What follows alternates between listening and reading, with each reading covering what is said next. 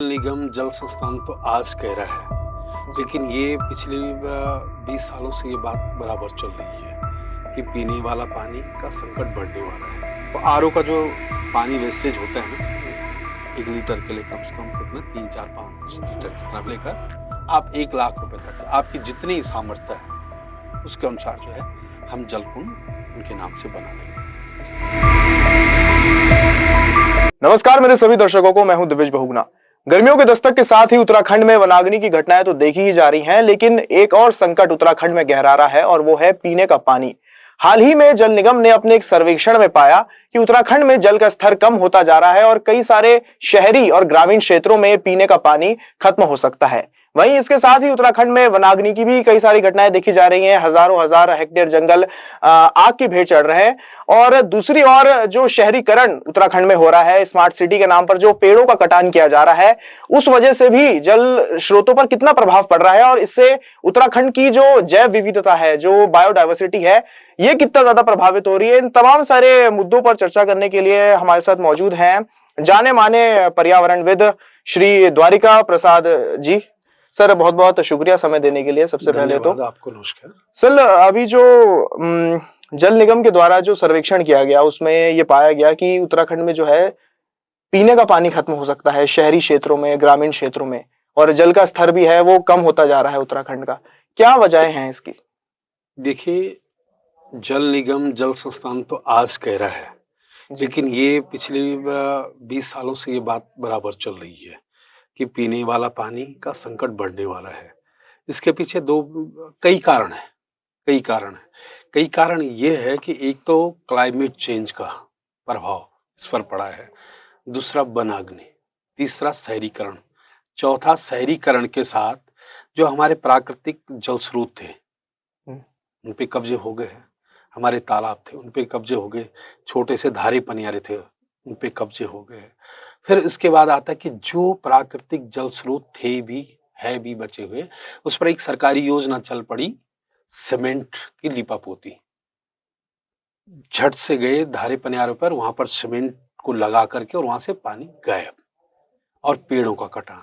ये कई सारे कारण हैं जिसके कारण जो है ये जल संकट, ये अभी ट्रेलर है, अभी ये शुरुआत है। और अभी शुरुआत में अगर हम संभले नहीं, सरकार समाज दोनों, तो आने वाले दिन में जो है जो ये वाटर टावर जो हमारा राज्य कहा जाता है, ये जो है बुरे दिन देखने को मिलेंगे। सर, जैसे कि बैंगलोर में भी ये संकट है। बैंगलोर एक बहुत बड़ा शहर है और वहां पे जो है कई सारे लोग प्रोटेस्ट कर रहे हैं, प्रदर्शन कर रहे हैं, क्योंकि उनके नलों से पानी नहीं आ रहा है। तो क्या ये दिक्कत उत्तराखंड में भी देखने को मिल सकती है, खासकर राजधानी देहरादून में? और देहरादून में भी अभी कई सारे ऐसे इलाके हैं जहाँ पे पूर्ण रूप से पानी नहीं आता है, लोगों को टैंकर मंगा के ही पानी की व्यवस्था करनी पड़ती है। इससे बिल्कुल ही जो है मतलब कोई भी असहमत नहीं हो सकता है। हो गया है, देहरादून में शुरू हो गया है। नए कनेक्शन न देने का मतलब क्या है कि आपके पास पानी नहीं है। तो ये बात आज से 1 महीने पहले मेरे ख्याल से कोई आदेश जारी हुआ कि नई कनेक्शन कंस्ट्रक्शन साइट पर नहीं दिए जा रहे जल संस्थान जल निगम के द्वारा। तो देहरादून पर भारी दबाव है, क्योंकि देहरादून की नदियों को देहरादून के वासी खा गए, पी गए हैं। एक थी बिंदाल, एक थी रिस्पना, हो गई। नहरें यहाँ की सारी पाट दी गई है। तो यहाँ पर आने वाला समय चेन्नई के बाद बेंगलुरु हुआ, और बेंगलुरु के बाद देखना आप, ये ना हो कि देहरादून का स्थान तीसरा, चौथा या पांचवा हो। ये संभावना यहाँ पर 100% है। मतलब इतने नजदीक हाँ, पहुंच हम गए नजदीक है। हम पानी को, नीचे का पानी को ऊपर ला रहे हैं जी। और प्लस नीचे हम कुछ दे नहीं रहे हैं। और नदी जो हमारी थी रिस्पना, बिंदाल, वो हम खा गए उसे, पी गए उसे। और दुर्भाग्य से जो है बोलने में शर्म आती है कि ये वहां पर इन नदियों को का गबन कर दिया गया, वहां पर हत्या कर दी गई, जहां पर सरकारें हैं, जहां पर पुलिस है, जहां पर न्याय व्यवस्था है, जहां पर पूरी दुनिया के लोग हैं, पूरे राज्य में जो नजर रखते हैं वो वहां पर है। और वहां पर रिस्पना की चोरी हो गई है, बिंदाल की चोरी हो गई है, चोरी की हत्या हो गई, और दिन प्रतिदिन हत्या होती जा रही है। तो ये तो तय है कि देहरादून का नंबर तीसरा या चौथा ना हो। जी। इससे कोई जो है असहमत नहीं हो सकता है। जिस प्रकार से आपने बताया कि यहाँ की नदियों को प्रदूषित किया जा रहा है, और साथ ही साथ देहरादून में भी ये देखा गया है कि जो पानी की लाइन है वो कई बार कई जगहों में टूट जाती हैं, जिससे कि क्षेत्र में पानी बहने लगता है। तो क्या है कि ये भी वजह है पानी के कम होने की, और ये जल निगम की लापरवाही भी है? ये भी है, ये भी एक कारण है और हम बार-बार कह रहे हैं कि पानी को लेकर के संवेदनशील होना पड़ेगा। जल निगम, जल संस्थान क्या जैसा एक स्वास्थ्य को लेकर के 108 नंबर है, जी। पुलिस के सहयोग लेने के लिए 100 नंबर है, 102 नंबर है। पानी को लेकर के भी एक ऐसा नंबर होना चाहिए। भाई पानी बर्बाद हो रहा है, महीनों बह रहा है, नहर से हो या बड़ी पाइपलाइन से हो, कोई पूछने वाला नहीं। आम व्यक्ति फ़ोन किसको करे? तो एक ऐसी व्यवस्था होनी चाहिए कि जिस पर तुरंत कॉल हो कि फलानी जगह पानी लीकेज हो रहा है या फलानी जगह पानी को पानी की हत्या कर दी जा रही कूड़े डाल करके या फलानी जगह कुछ भी हो रहा है तो तुरंत एक नंबर हो, हेल्पलाइन नंबर, और जी। वो तुरंत रिस्पॉन्ड करे। ऐसी व्यवस्था होनी चाहिए। और जो ये पानी बर्बाद हो रहा था तो ये भी एक कारण है ही है। जी। तो जैसे देहरादून के जो बाहर के इलाके हैं, जैसे मान लीजिए कांवली गाँव साइड, वहाँ पे भी पानी को लेकर जैसे लोगों के नलों से पानी नहीं आ रहा है, तो लोग बाहर से टैंकर मंगा के पानी की व्यवस्था कर रहे हैं। तो जल निगम इस समस्या का संज्ञान नहीं ले रहा है और लोगों को बड़ी परेशानी हो रही है। अब मैं वही बोल रहा हूँ कि पानी को लेकर के ना एक तो लोगों को भी संवेदनशील होना पड़ेगा, पहला एक बात कि अपने जो हमारी जीवन शैली है, जी। लोगों को उसमें शामिल करने पड़ेगा। ऐसा नहीं कि मैं एक दिन अपने घर की सफाई में प्रत्येक दिन 1000 लीटर, 500 लीटर पानी बर्बाद करते जा रहा हूँ, ठीक है? और मेरा पड़ोसी एक दूसरा है, वो अपना 20-50 लीटर में ही काम चला दे रहा है, ठीक है? तो हम सबको अपनी जीवन शैली में परिवर्तन लाना पड़ेगा। और दूसरी बात रही निगम की, जल संस्थान की, तो मैं वही बोल रहा हूँ कि जल संस्थान, जल निगम को की जवाबदेही तय होनी चाहिए। क्योंकि अगर आप शुल्क ले रहे हो, तो आपकी जवाबदेही बनती है कि आप हमें पानी मुहैया कराइए। तो इसको लेकर के एक सिस्टम बनने चाहिए, जैसा हेल्थ को लेकर के है, क्राइम को लेकर के है, 100 नंबर, 108 नंबर, ऐसे ही आने वाले समय में एक नंबर, हेल्पलाइन नंबर होना चाहिए कि अगर आप हमने एक प्रयोग किया है इसको लेकर के। जी। उत्तरकाशी में एक उत्तरकाशी आपदा प्रबंधन जनमंच है। जैसे ही कहीं पानी नहीं आ रहा होता है, तो उसमें तुरंत मैसेज आता है और वो मैसेज तुरंत जिलाधिकारी को फॉरवर्ड होता है। तो जैसे ही जिलाधिकारी को फॉरवर्ड होता है तो वैसे ही फलाने गाँव में, किसी भी गाँव में जहाँ की वो समस्या है, वो तुरंत उसका समाधान हो जाता है। तो ऐसा करके हमको कुछ करना पड़ेगा कि हमें हमारी पानी की समस्या, हमारी व्यक्तिगत समस्या हो या पानी बर्बाद हो रहा हो, इसको लेकर के एक नंबर हो, एक सिस्टम हो, और वो उसका संज्ञान ले। ऐसा कुछ होना चाहिए, एक तंत्र बनना चाहिए। हम जैसे चार धाम रोड को लेकर के सुप्रीम कोर्ट ने एक हाई पावर कमेटी बनाई। तो अब आने वाले समय में पानी के संरक्षण को, पानी की उपलब्धता को, पानी के बंटवारे को लेकर के, पानी के संरक्षण को लेकर के, धारे पनियारे नदी को रिचार्ज करने को लेकर के एक हाई पावर कमेटी टाइप की बननी चाहिए, जो बराबर नजर रखे और जो सीधा इंटरफेयर करे। कोई भी अधिकारी हो, कोई भी विभाग हो, वन विभाग हो, जल संस्थान हो, कोई भी आड़े आ रहा है जल संरक्षण को लेकर के, कोई भी पानी बर्बादी कर रहा है। आप अपने देहरादून में देखिए, ये 5 सितारा होटल राजपुर रोड पर बने हुए हैं। कितना हजारों हजार लीटर एक स्विमिंग पूल में, कितना पता है आपको कितना पानी होता है? जी। उनके लिए ये जो भी संबंधित विभाग है, ये जो है ना हाथ जोड़ करके रेड कारपेट बिछा कर खड़े, हाँ जी पानी ठीक है। टैंक में जहां-जहां आप जाओगे स्रोत पे, मसूरी के आसपास, हर किसी टैंक पे एक होटल वाले का टैंक लगा हुआ है, गाड़ी लगी हुई है पानी भरने के लिए। लेकिन जल संरक्षण को लेकर के इनकी भागीदारी क्या है? इनका कंट्रीब्यूशन क्या है? ये तय होना चाहिए। और अब हम लोग इसको लेकर के कुछ करने वाले हैं। जी। सर, एक चीज़ और है, जैसे कि जो स्मार्ट सिटी का कार्य हो रहा है और पेड़ों को काटा जा रहा है हाईवे के चौड़ीकरण के लिए, तो ये कितना ज़्यादा प्रभाव डाल रहा है जल स्रोतों पर? देखिए असल में ना जहाँ से पेड़ कटता है, वहाँ के जो एक नेचुरल सिस्टम होता है वाटर रिचार्ज का, जी। क्योंकि जहाँ पर एक पेड़ है, एक पूरा पारिस्थितिकी तंत्र, वो वहाँ पर पत्तियाँ गिरती है, जैविक खाद बनती है, वहाँ पर कुछ जीव भी होते हैं, फिर पानी ज़मीन को भी जाता है, जड़ों के माध्यम से भी जाता है।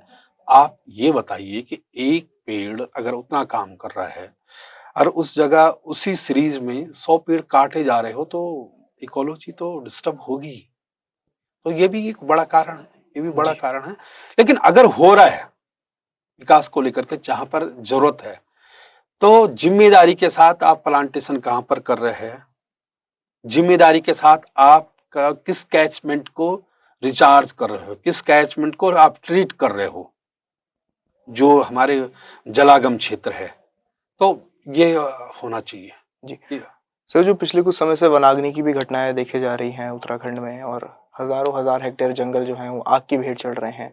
हालाँकि वन विभाग ने लोगों पर अभी सख्त कार्रवाई करने के भी निर्देश दिए हैं, लेकिन उसके बावजूद भी जंगल जल ही रहे हैं। तो उत्तराखंड की बायोडायवर्सिटी में इससे कितना ज़्यादा फ़र्क पड़ रहा है? उत्तराखंड का जो पर्यावरण है, कितना दूषित हो रहा है इन सब चीज़ों से और क्या कुछ संज्ञान लिया जाना चाहिए और आप कैसे देखते हैं इसको?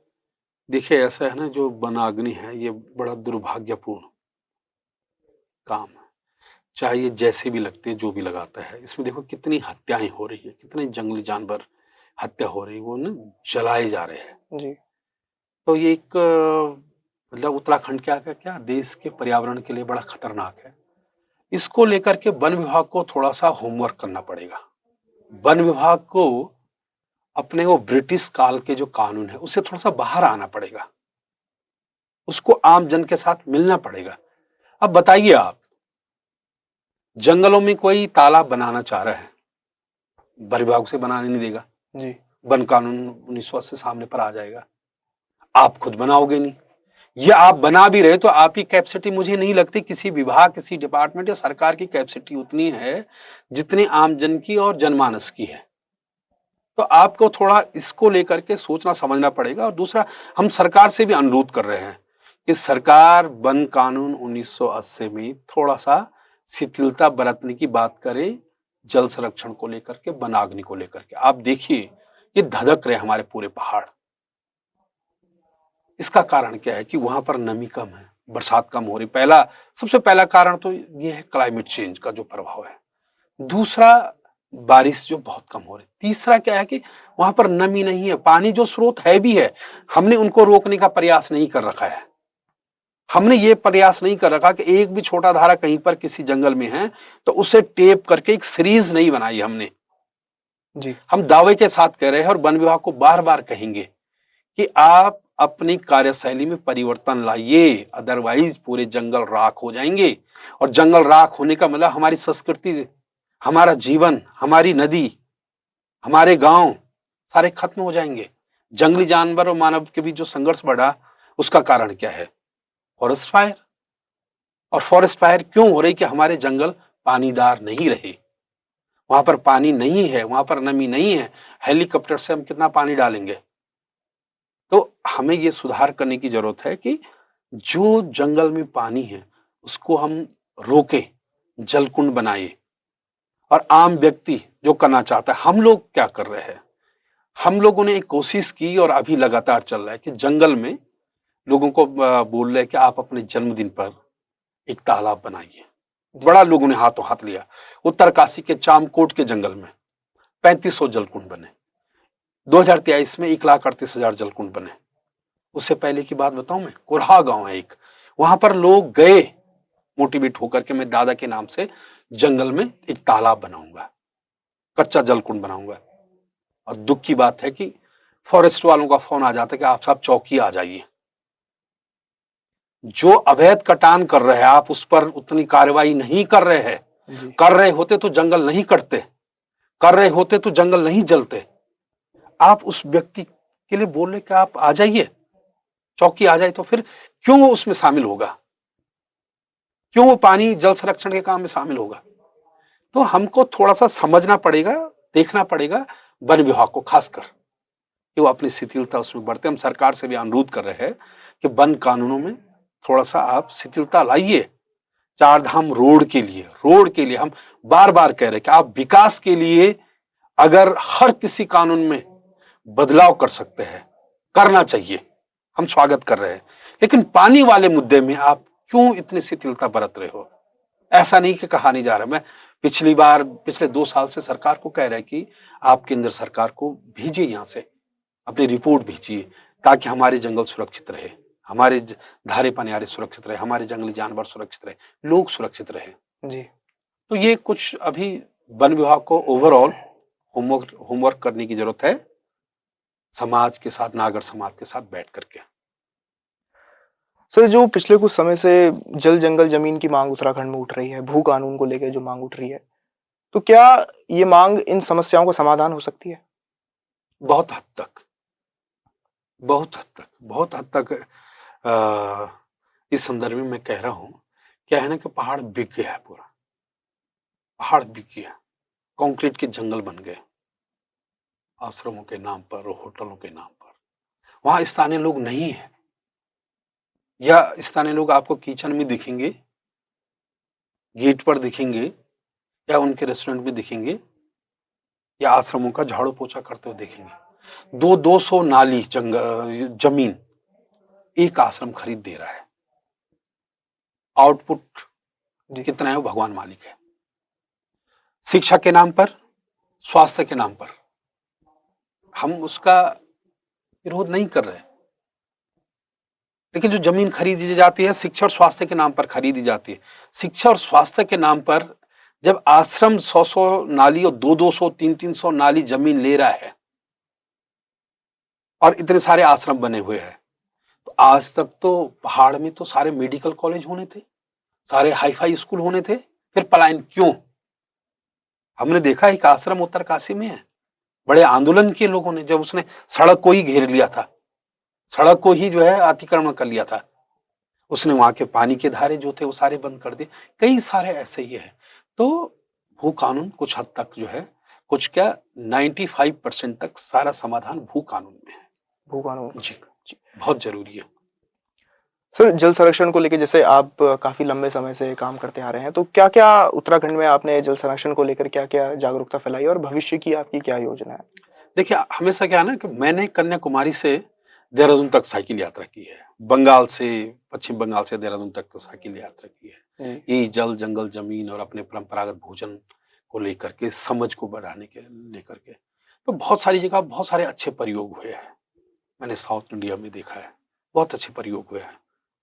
तो उन सब से जो सीख मिली उसको हमने इम्प्लीमेंट करने की कोशिश की अपने फील्ड में, चाहे भोजन को लेकर के हो, पानी को लेकर के हम लोग लंबे समय से चाल ताल खाल बना रहे हैं। हम बनाते वहां किसी अगले दिन किसी का बोर्ड लग जाता है, अच्छी बात है, चलो ठीक है। जी। लेकिन 2022 से हम लोगों ने फोकस करके कल के लिए जल अभियान शुरू किया है, जिसमें मैं वही बता रहा हूँ कि प्रियजनों के आदमी, देखिए आपका जन्मदिन होता है, तो आज शहरों में छोटे से भी व्यक्ति का जो जन्मदिन है 5,000 तो उसका बजट होता ही है। और बड़े का तो खैर क्या कहना, बड़े में तो इतना बजट होता है कि 1-2 लोगों की शादी हो जाए गरीबों की, ठीक है ना।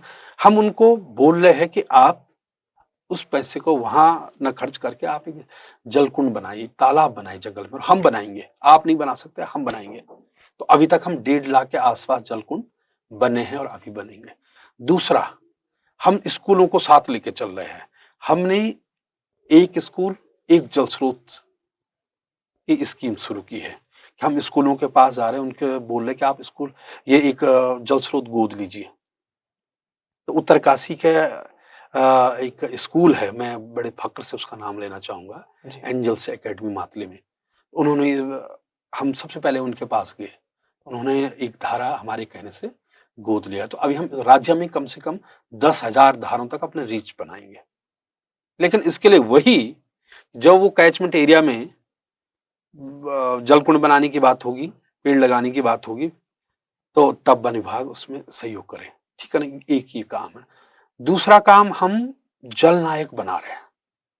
5 लाख जल नायक बनाने का हमारा टारगेट है, जो पानी की बर्बादी को लेकर के, जल संरक्षण को लेकर के हमें कंट्रीब्यूट भी करे, अपने जन्मदिन पर तालाब भी बनाए, और जब बोलने की बारी आए तब साथ खड़ा होकर के बातचीत करें। फिर हम अभी देहरादून में, खासकर देहरादून के तालाबों के आंखों देखा हाल आप सबके सामने लाने वाले हैं। हम एक यात्रा करने वाले हैं यहाँ पर, यहाँ के तालाबों को लेकर के, तालाबों की क्या स्थिति है, कितना अतिक्रमण हुआ, कितने बचे हुए, जो बचे हुए हैं उनको बचाने के लिए फिर क्या किया जा सकता है। सरकार के साथ बातचीत हम लोग कर रहे हैं, जी। अभी नगर निगम के साथ बातचीत हुई है। तो हम एक यात्रा इसको लेकर के कर रहे हैं और मैं स्पेशली आपके माध्यम से भी कहूँगा और आपको भी कहूँगा कि आप भी कल के लिए जल अभियान से जुड़े और अपने जन्मदिन पर एक तालाब बना कर के आप एक सेल्फी लेकर के अपने सारे साथियों को भेजिए। जी। हम इस तरह का काम अभी कर रहे हैं कि पानी को लेकर के हम बोल रहे हैं हमें सरकार मदद ना करे, लेकिन सरकार वहाँ पर जब कोई आम व्यक्ति हमारे कहने से प्रेरित हो रहा है, तो उसमें वन विभाग उसे सपोर्ट करे। कितनी जागरूकता आप लोगों में देखी जा रही है आपके द्वारा ये जो काम किए जा रहे हैं? हाँ, देखिए मतलब ये मान के चलिए अगर 1.5 लाख के आसपास जलकुंड बने हैं, लोगों ने बनाए हैं, जी। हम तो बोलने वाले हैं। तो समझ लीजिए कि जागरूकता धीरे-धीरे बढ़ रही है और इसको हम बड़े रूप में सामने लाने वाले हैं और पूरे राज्य में हम इसको ले जाएँगे और लोग जुड़ रहे हैं। उत्तरकाशी से शुरू हुआ, टिहरी में स्वर्गीय विपिन रावत जी के स्मृति में एक चैतराम से हिमालय शिक्षक उन्होंने 10 तालाब बना दिए। सुरक्षा रावत है, उनके जन्मदिन पर बच्चों ने 5 जलकुंड बना दिए। तो इस तरीके से धीरे-धीरे बढ़ रहा है, कारवां बढ़ रहा है और हम अभी प्रयासरत है और आने वाले समय में हम एक अच्छा मॉडल समाज को देंगे। जी। सर, जो एक आम नागरिक है, एक आम दर्शक जो हमें इस वक्त देख रहा है, वो अपने स्तर पर छोटे से छोटे स्तर पर क्या कर सकता है पर्यावरण को बचाने के लिए, जल संरक्षण के लिए? जैसे एक आपने तालाब का बताया जी, है। जी। जी, और दूसरा सबसे पहले तो अगर उसके घर में आरओ है, तो आरओ का जो पानी वेस्टेज होता है ना, जी, 1 लीटर के लिए कम से कम कितना 3, 4, 5 जी, जी, लीटर जितना भी होता होगा, उसको वो सदुपयोग में लाए। दूसरा, पानी बर्बाद हो रहा है, तो उसकी सूचना किसी को नहीं तो हम ही को दे दें। हम नंबर दे रहे हैं आपको, वो हम ही को दे दें। चौथा, ये ज़रूर कि वैसे अपने घर के आस-पास अगर है वाटर हार्वेस्टिंग को लेकर के, तो व्यवस्था करें, नहीं तो जंगल में एक अपने जन्मदिन पर तालाब बनाएँ। अगर उनको टाइम नहीं है, बहुत सारे लोग ऐसे हैं कि जिनको समय नहीं है, वो करना चाहते हैं, तो हमसे संपर्क करें। हम उनके जन्मदिन पर या उनके नाम से जो भी तालाब वो बनाना चाहे, जितने तालाब बनाने चाहिए, छोटे से लेकर 2000 1000 के जलकुंड से लेकर आप 1 लाख रुपए तक के, आपकी जितनी सामर्थ्य है, उसके अनुसार जो है हम जलकुंड उनके नाम से बना लेंगे। जी। तो आप सबसे पहले तो घर से ही शुरू करें कि जो आरओ का पानी वेस्टेज जाता है, उससे ही वो कम से कम शौचालय के लिए उसे काम मिलाए, उसको घर की सफाई के लिए काम मिलाएँ। ये छोटा प्रयास है जिससे हम बहुत कुछ बदल सकते हैं। जी। बहुत-बहुत शुक्रिया सर। तो ये थे हमारे साथ पर्यावरणविद द्वारिका प्रसाद जी, और उन्होंने बताया कि जल संरक्षण और उत्तराखंड के पर्यावरण को बचाने के लिए आप क्या-क्या उपाय कर सकते हैं, और इनको भी आप कॉन्टैक्ट कर सकते हैं। तो आप लोग भी इस वीडियो को शेयर कीजिए ज़्यादा से ज़्यादा, और ज़्यादा से ज़्यादा लोगों को जागरूक करें, और हमारी देवभूमि को, हमारे प्रदेश में जो प्राकृतिक सौंदर्य लोग देखने आते हैं, उसको बनाए रखें। नमस्कार।